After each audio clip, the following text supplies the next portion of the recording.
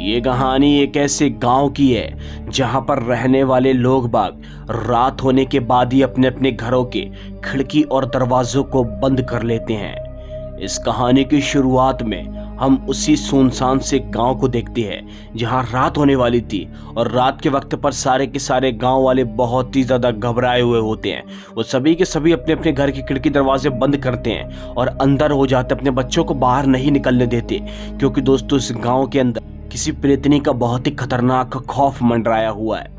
अब उसी रात को हम देखते हैं एक खतरनाक सी दिखने वाली प्रेतनी हवा में उड़कर इसी गांव के तरफ बढ़ना शुरू कर देती है। वो इसी गांव के अंदर जाना चाहती है। अब दोस्तों ये प्रेतनी हर रात गांव में आती है अपने बच्चे की तलाश करने के लिए, क्योंकि इस प्रेतनी का बच्चा गुम हो चुका है और उसे ऐसा लगता है कि इस गांव वालों ने ही उसके बच्चे को गुम करा है। वो प्रेतनी बेमतलब में गांव वालों को नुकसान पहुंचाती है और ये अभी से नहीं, बहुत पहले से चलता आ रहा है। अब दोस्तों वो प्रेतनी फौरन गांव के अंदर प्रवेश करती है और चिल्ला चिल्ला कर गांव वालों से बोलती है, अपने खिड़की दरवाजों को बंद कर दो, तुम अंदर रहकर मुझसे सलामत नहीं बच पाओगे।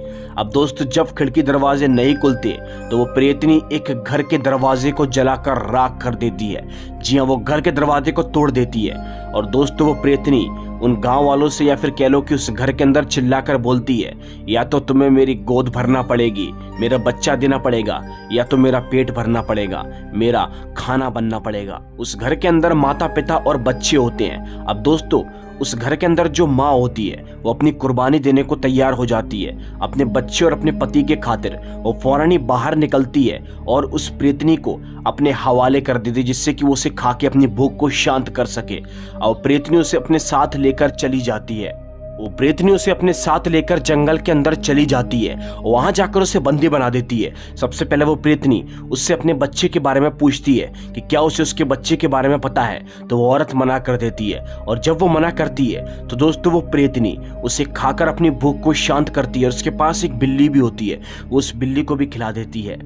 अब तभी यहाँ पर कहानी शिफ्ट होती है और हमें अगले दिन का सीन दिखाया जाता है। अगले दिन हम देखते हैं एक कार को, जिस कार के अंदर मुक्ति नाम की एक लड़की बैठी होती है जो कि इसी गांव के अंदर आना चाहती है, क्योंकि दोस्तों इस गांव के अंदर उसके नाना जी रहते हैं। जी हाँ, अब एक टैक्सी या फिर कह लो कि वो कार मुक्ति को वहां तक छोड़ देती है जहां तक उसके गांव पे जाने का रास्ता है। अब जैसे मुक्ति दोस्तों वहां से उतरती है तो उसको आगे का रास्ता पैदल ही तय करना था, इसीलिए वो पैदल पैदल जंगलों के रास्ते से उसी गांव के तरफ बढ़ना शुरू कर देती है। मुक्ति के माता पिता की बहुत पहले ही मौत हो गई थी, इसलिए वो अपनी मौसी के साथ रहा करती थी। उसकी मौसी का उसके पास कॉल आता है तो मुक्ति उनसे बोलती है कि मैं गांव पहुंचकर नानू से आपकी बात करवा दूंगी। अब दोस्तों तभी वो आगे की तरफ बढ़ती जा रही थी कि तभी हम देखते हैं उस जंगल के अंदर उस प्रेतनी की खतरनाक सी बिल्ली उसे घूर घूर कर देख रही थी। अब देन कुछ ही देर के बाद वो फौरन ही उस गांव के अंदर एंटर कर जाती है। वो पाती है कि गांव का माहौल पूरी तरीके से सुनसान है और दरअसल गांव के बाहर कुछ अजीब अजीब से दृश्य टंगे हुए थे, या फिर कह लो कि कुछ टोटके वाले गुड्डे टंगे हुए थे, जिससे कि कोई भी बुरी बला घरों के अंदर प्रवेश ना कर पाए। अब मुक्ति दोस्तों जैसे ही अपने नाना के घर के अंदर प्रवेश करती है तो वो बहुत ही ज्यादा शॉक हो जाते हैं। उसके नाना बहुत तेज गुस्सा करते हैं, फौरन ही उसकी मौसी को या फिर कह लो कि अपनी बेटी को कॉल करते हैं और बोलते हैं कि तुम्हें मुक्ति को यहाँ पर नहीं भेजना चाहिए था। अभी काफी टाइम से गांव के हालात बिल्कुल भी ठीक नहीं चल रहे हैं, और तो और मुक्ति बेचारी अकेली है, ये अपने माता पिता की एक निशानी है। मैं नहीं चाहता कि इसकी जान को कोई खतरा हो, इसलिए तुम इसे वापस बुला लो। वो ऐसी बातें करते हैं तो दोस्तों मुक्ति को बहुत ही अजीब लगता है। वो अपने नानू से पूछती है कि ऐसी क्या बात हो गई नाना जो आप मुझे वापस जाने को कह रहे हैं। लेकिन दोस्तों उसके नाना उसे कुछ भी बताने को तैयार नहीं थे। वही घर के अंदर एक छोटा बच्चा होता है जिसका नाम बबलू है। बबलू दरअसल मुक्ति के नाना का पोता है और वो यहीं पर ही रहता है। अब इसी बीच यहाँ पर बबलू मुक्ति से बोलता है कि इस गांव के अंदर कोई चुड़ैल आती है और वो सब लोगों को नुकसान पहुंचाती है, इसलिए नानू तुम पर गुस्सा कर रहे हैं। बबलू की ये सब बातें मुक्ति को बिल्कुल भी समझ में नहीं आती और तभी उसके नानू उससे बोलते हैं कि तुम आ ही चुकी हो तो एक बात ध्यान रखना, ज्यादा घर से बाहर निकलने की कोई जरूरत नहीं है। अब दोस्तों इसी के साथ यहाँ पर रात हो जाती है। रात के वक्त पर हम देखते हैं मुक्ति और बबलू अपने कमरे के अंदर चुपचाप से बैठे होते हैं। दरअसल ये टाइम उस प्रेतनी का आने का हो चुका था, क्योंकि बाहर अंधेरा छाया हुआ था। रात के वक्त मुक्ति को अपने घर की खिड़की की तरफ से कुछ आवाजें आती हैं और फौरन ही खिड़की की तरफ बढ़ना शुरू कर देती है। और जैसे ही खिड़की के करीब जाके खिड़की को खोलती है तो दोस्तों बाहर वही खतरनाक से दिखने वाली प्रेतनी होती है, जिसे देखकर वो बहुत डर जाती है और फौरन ही खिड़की को बंद करती है और प्रेतनी वहां से चली जाती है। अब दोस्तों वो प्रेतनी एक घर के पास चली जाती है और फौरन ही एक घर के दरवाजे को जला देती है। दरवाजे को जलाने के बाद वो अपने हाथों के जरिए वहां से एक औरत को बाहर निकालती है और उसे अपने साथ अपनी भूख मिटाने के लिए लेकर चली जाती है।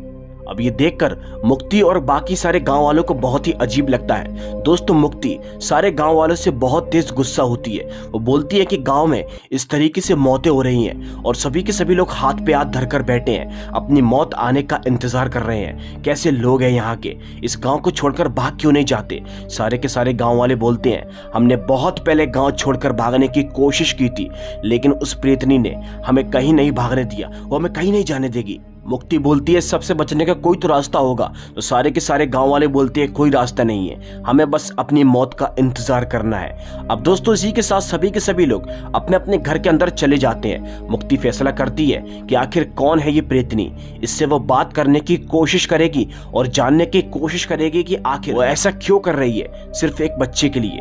अब दोस्तों जैसे यहाँ पर गई रात होती है तो सभी के सभी लोग सो रहे होते हैं। अब यहाँ पर मुक्ति अपने नाना को बिना बताए घर से बाहर निकलती है और जंगल के रास्ते बढ़ना शुरू कर देती है, क्योंकि वो उसी प्रेतनी को ढूंढना चाहती है। अब जब वो जा रही थी कि तभी अचानक से उसे गांव का एक आदमी मिलता है। वो आदमी उसे ऐसा करने से रोकता है और बोलता है कि चुपचाप चली जाओ, ऐसा मत करो, ये तुम्हारे लिए ठीक नहीं होगा और ना ही किसी के लिए ठीक होगा। लेकिन मुक्ति उसकी बात को नहीं मानती, आगे की तरफ बढ़ना शुरू करती है। वो आदमी फैसला करता है कि वो मुक्ति के नाना को जाकर बताएगा। अब मुक्ति कुछ ही आगे बढ़ती है कि तभी अचानक से उसे एक अदृश्य दीवार दिखाई देती है। वो उस अदृश्य दीवार को पार करके आगे जाती है तो दोस्तों वो एक अजीब सी जगह पर पहुंच जाती है जहां पर कुछ अजीब अजीब सी चीजें रखी हुई थी। वो समझ जाती है कि वो प्रेतनी यहीं पर ही रहती है। अब कुछ ही देर के बाद उसे एक काली सी बिल्ली दिखाई देती है जो कि उसी प्रेतनी की होती है। अब दोस्तों कुछ ही देर के बाद वो प्रेतनी इसके सामने प्रकट होती है। वो प्रेतनी जिसका नाम निशाचरी है, वो यहाँ पर मुक्ति से बोलती है कि तू यहाँ पर खुद मरने के लिए क्यों चलकर आ गई। तभी दोस्तों मुक्ति उससे बोलती है कि मैं मरने के लिए नहीं बल्कि तुम्हारे बच्चे को ढूंढने के लिए आई हूँ। वो प्रेतनी उसे नुकसान पहुंचाने की कोशिश करती है, लेकिन मुक्ति उसे ऐसा करने से रोकती है और बोलती है कि मैं तुम्हारे बच्चे को ढूंढूंगी। ये बात सुनकर प्रेतनी खुश भी होती है और थोड़ा सा शौक भी होती है कि आखिर ये कैसे उसके बच्चे को ढूंढ देगी। प्रेतनी उससे बोलती है तुम्हारे पास 48 घंटे हैं, अगर तुमने मेरे बच्चे को छोड़ दिया तो मैं सबको आजाद कर दूंगी, मैं किसी को परेशान नहीं करूंगी, और अगर नहीं छोड़ा तो सबके साथ साथ तुम्हारी भी दर्दनाक मौत होगी। ये बात सुनकर मुक्ति उसकी बात को मान जाती है। वो फैसला करती है कि वो 48 घंटे में इस प्रेतनी के बच्चे को ढूंढ कर रहेगी। अब दोस्तों वो जंगल से जा ही रही होती है कि तभी अचानक से वो अपने नाना और उसी आदमी से जाकर टकरा जाती है। जी हाँ, वो अपने नाना से माफी मांगती है और बोलती है कि मुझे आपको बिना बताए यहाँ पर नहीं आना चाहिए था, पर मैं क्या करूँ, मुझे ये सब करना ही पड़ा। ये सब बातें सुनकर वो आदमी वहां से निकल जाता है और उसके नाना उससे बोलते हैं कि मैंने तुम्हें अभी पूरी सच्चाई नहीं बताई है, मैं तुम्हें सब कुछ बताऊंगा, मेरे साथ चलो।